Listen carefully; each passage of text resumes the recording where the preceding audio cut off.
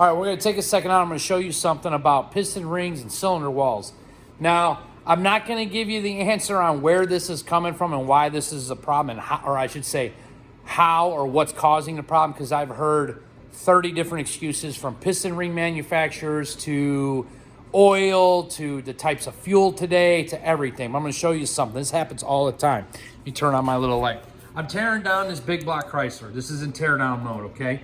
This motor didn't have a lot of miles on it, but I want you to look down in that cylinder. You see that cylinder right there? My phone's like, see them black rings in there?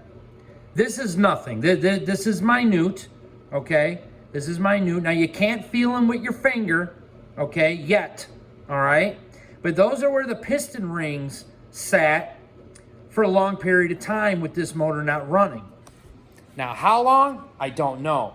But I will tell you that I do get motors in here constantly that you're like, this motor don't have a lot of miles on it. You know, it may only have 10,000 miles on it, but it was built 20 years ago in these old cars. And the problem is they don't drive them.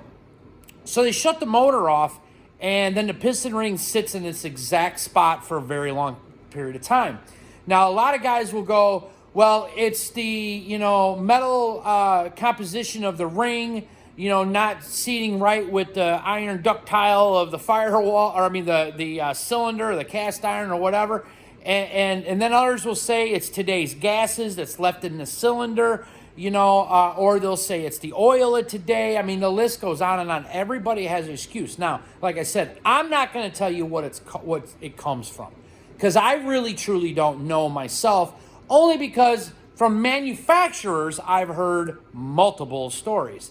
But here's the thing you got to know. If you're going to park your car for long periods of time, I'm going to say longer than 6 months, you better be putting oil in them cylinders if you don't want this to happen. And how do you find it? Because you're like, man, people just go in after 2 years and fire up their car. You don't know.